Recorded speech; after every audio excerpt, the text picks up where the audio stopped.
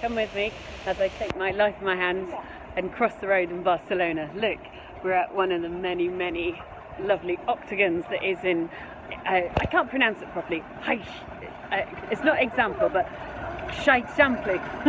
Anyway, there, in the kind of 19th century part of Barcelona, which is just lovely. So, I want to talk about mindset, not mindset in a hippy-dippy way, because that's just not my style at all, but I have been reading a lot of books recently about sporting mindset and sports psychology, and the reason for that is this is my 10th year in property, more or less. I've gotten to way past where I wanted to be. My family are safe and my pension is safe, and those were my two whys. My children are now grown up and they're safe, which is wonderful to see. They're now exploring life on their own terms, but there is, whether they know it or not, strong backup for them with mama, and that's really why I did it. And obviously having so many assets, millions of pounds worth of assets, my pension's safe. So now I got another why. Many of you know I do CrossFit and Olympic weightlifting. I only go into lifting just to be better technique-wise, because I'm quite a little girl. So I'm not big like some of the really strong girls. So I just thought I needed to get great technique, and I just love it. I love the fact that it's so darn technical, and I love the fact that I can't be good at it straight away, and I've had to train with a fantastic coach. He went to the Olympics a couple of years ago and I went with him. So it's been an exuberant joy and massive frustration to be trained by somebody who's world class, because of course you can't get it straight away.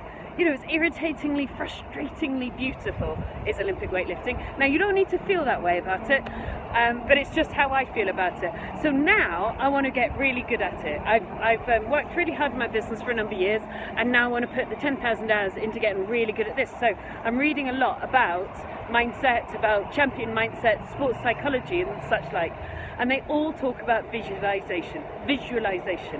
And I just came from one of the boxes in Barcelona. They were getting ready to do the Open, and I was doing some weightlifting, and I got up to my previous PB, personal best, and I was like, oh man, that felt easy, right? Let's take my life in my hands and cross the road. I felt really comfortable, and I was like, right, I'm gonna go, whoop, just about to get knocked over. They don't stop for anybody here. And I was like, right, let's go for it. But in between doing one set and the next set, my previous best, which actually, to be honest, felt like a doddle. I mean, it felt so light. I felt like I had a good 10 kilos on me. My little worm in my head started getting involved, and I started going, ooh, you haven't done this before. And it's all about the psychology of allowing the practice and the technique that you've got to come through, and not allowing your allowing your subconscious brain to deliver the action, and not allowing your conscious brain, which is saying, well, hang on a minute here, Suze, you haven't done this before, this is new, ooh, you know, and what happens is your conscious brain starts to freeze you up, which is exactly what happened, by the way. Really annoying. But now let's move that back to property, because allow your once you get good at property, don't let your conscious brain freeze you up and say, you know, you've not done that before. Oh, I don't know if you can own 2 houses. I don't know if you can own 3 houses. I don't know if you can own 4 houses. Like, nobody in your family does that, so why should you do that?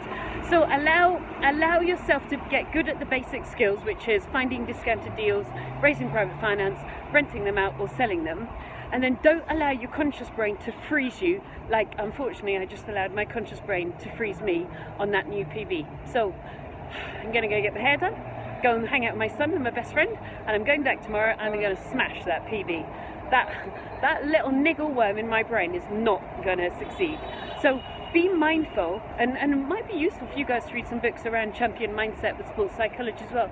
Be mindful that the best athletes allow things to happen subconsciously, not consciously, and they allow their ability to deliver to take place subconsciously in a fairly relaxed state, which is what I'm going to try and achieve.